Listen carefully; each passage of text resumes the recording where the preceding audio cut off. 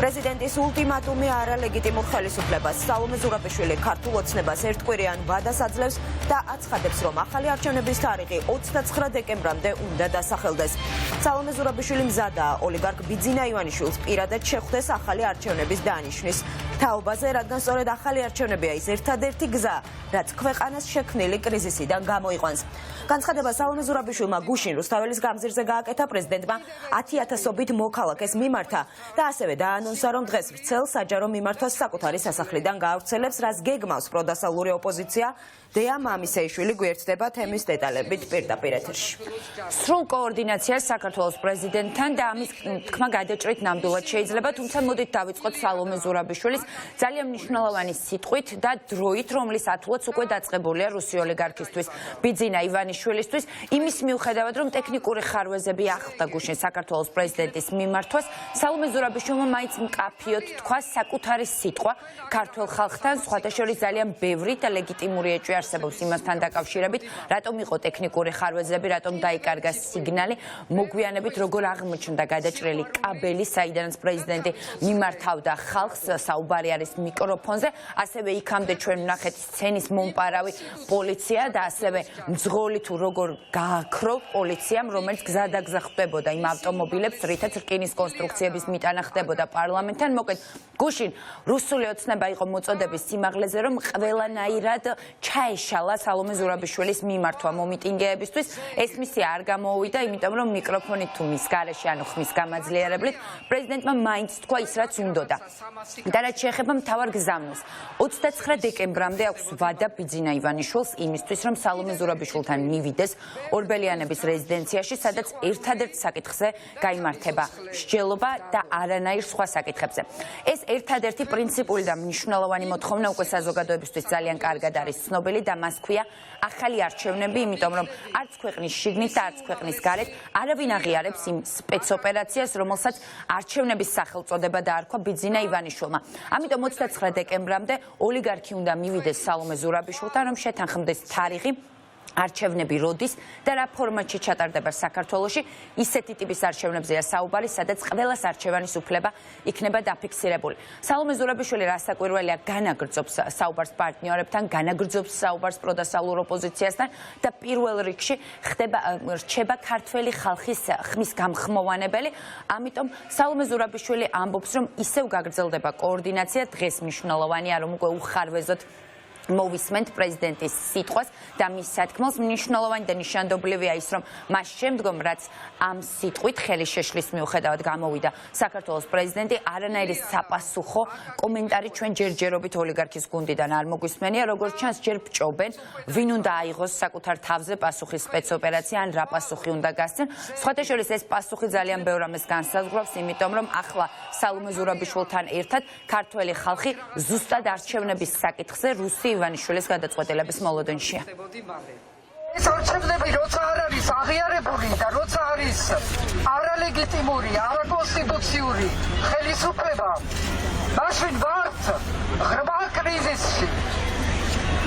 და ამ კრიზისიდან გამოსვლის არის ერთადერთი ფორმულა თემ მსოფლიოში, ყოველივე დემოკრატიულ ქვეყანაში, რომელსაც უნდა გამოსვლა პოლიტიკური გზით ღრმა კრიზისიდან და ეს არის ახალი არჩევნები. ვეპატიჟები ივანიშვილს,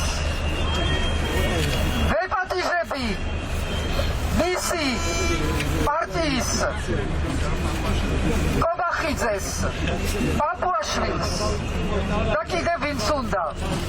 ვეპატიჟები იმ პარტიებს, რომლებიც მონაწილეობდნენ არჩევნებში.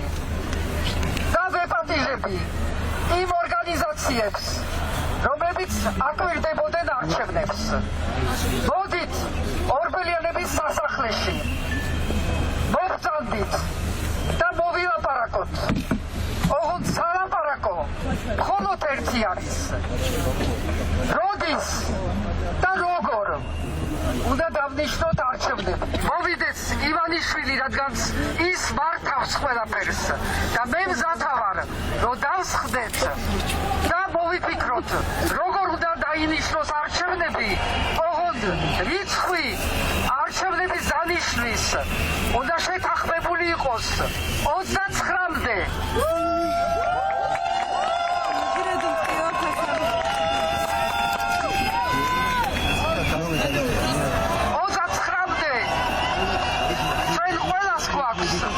დიდი შანსი, რომ ეს ქვეყანა წინ წავწიოთ, რომ ამ ქვეყნიდან წავიდეს მთელ მსოფლიოში მაგალითი დემოკრატიის, მაგალითი შერიგების, მაგალითი წინსვლის.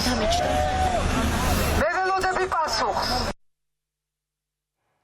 ქართული ოცნების და სამწუხაროდ საქართველოს პრეზიდენტსა და ოპოზიციას მუდმივი და სრული კოორდინაცია აქვს, მათ შორის რასაკვირველია ამ მნიშვნელოვან ეტაპზე, მას შემდგომ, რაც სალომე ზურაბიშვილმა ახალი მოთხოვნა და ახალი შეთავაზება გააჟღერა რუსი ივანიშვილის მისამართით და ის ერთადერთი ლოგიკური ალტერნატივა შესთავაზა, რომელიც ახლა ოლიგარქს აქვს.